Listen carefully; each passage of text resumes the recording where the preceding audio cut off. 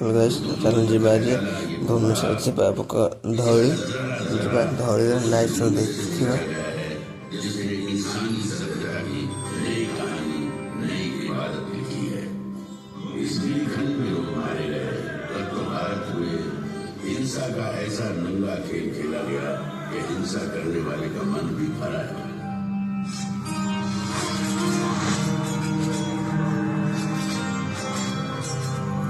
हैवानियत के बीच इंसानियत फिर से पैर जमा करेगी।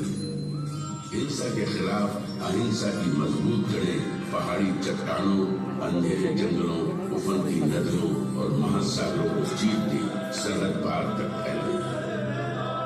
और इसी धरती से इंसानियत का नया स्वर इस गिरिखंड से टकरा समस्त विश्व में गूंज उठा। समस्त मानव मेरी संतान है। मैं अपनी संतान के लिए क्या चाहता हूँ? मैं चाहता हूँ चलना शुरू कर दिया। सीमावर्ती क्षेत्रों के साथ छेड़छाड़ शुरू हो गई। लक्ष्य था केंद्र पर अधिकार जमाना। गंगा किनारे का प्रदेश चंद्रगुप्त की मुट्ठी में आ गया। इसी बीच सिकंदर भारत से वापस लौट गया। सिकंदर के चले जाने से वैशालीपन पैदा हुआ। चंद्रगुप्त ने उसका भरपूर फायदा उठाया।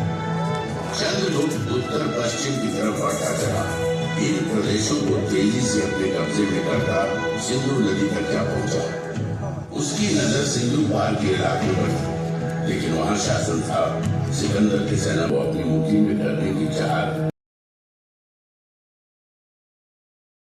एक नए युग नई व्यवस्था ने बीज से पौधे का रूप देने का बदल गया और जन्म हुआ दुर्जय मौर्य साम्राज्य का।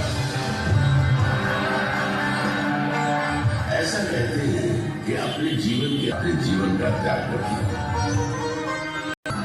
चंद्रगुप्त के साम्राज्य विस्तार का सपना गुलजार का सपना उसने दक्षिण पर आक्रमण कर मौर्य साम्राज्य का विस्तार सुदूर दक्षिण में मैसूर तक कर दिया। उसने बंगाल की खाड़ी हुई मौर्यों के कब्जे में आ गया। सिर्फ एक क्षेत्र था जो अब भी उनकी पहुंच से बाहर था। वो था पूर्वी तक कलिंग। कलिंग आजाद अविजित था। उसने विजयी मौर्य रथों को अपनी सीमा में घुसने नहीं दिया था। कलिंग की सीमा पर अब भी कलिंग का ही बिंदुसार की कई पत्नियों में से एक थी धर्मा। उसी के गर्भ से जन्म दिया बालक अशोक ने। अशोक के जन्म और उसके पराक्रम की भविष्यवाणी महात्मा बुद्ध ने पहले कर दी थी। एक ऐसा राजा इस धरती पर अशोक की राह देख रहा था। अपने कई भाइयों में छोटा अशोक मेधावी था।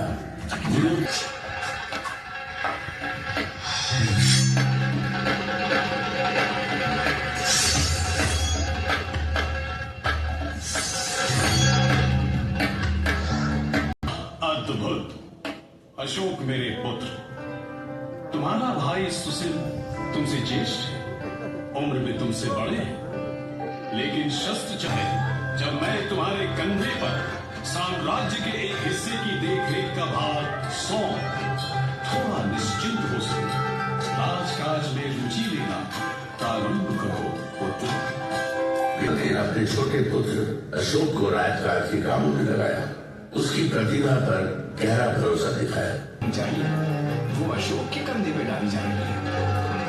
पिता का अशोक के प्रति यह अनुराग मनशंकित होता है।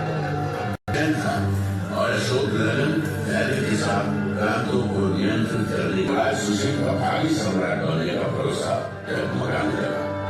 युवराज होने के बावजूद अशोक से प्रतिद्वंदी की तरह नजर आने लगा। सुदूर उत्तर पश्चिम तक शिला के कारण में असंतोष बढ़ने लगा था।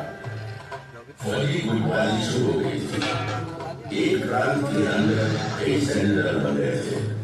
उनकी आपस की खींचतान और संतोष से शिला खतरे था। सुशील के लिए यही अवसर था जब वो अशोक को की रियासतें आपस में शत्रुता पाली हुई है। रियासतों के सैन्य दल आपस में लड़ रहे हैं। यदि इसे शीघ्र रोका नहीं गया तो वह दिन दूर नहीं जब तक्षशिला मौर्य साम्राज्य के खिलाफ विद्रोह करेगा। सिपाहियों चंद्रगुप्त के साम्राज्य की रक्षा करनी है तो तक्षशिला के विद्रोह को शांत करना ही होगा। हम भाइयों में सिर्फ अशोक ही ऐसा है। बढ़ रही अशांति को शांत करने के लिए तक्षशिला जाने का आदेश दे दिया। अशोक अपने बड़े भाई सुशील की योजना से अनजान अपने दल के साथ तक्षशिला की ओर बढ़ चला। अशोक ने पाटलिपुत्र से तक्षशिला आज के सिंध प्रदेश तक की लंबी यात्रा तय की।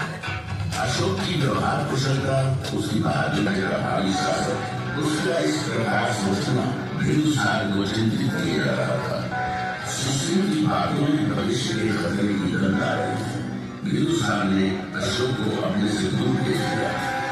अशोक को देश निकाल मिल गया। क्रोध और घृणा से भरा अशोक अपने भाई सुशील की योजना को भली भांति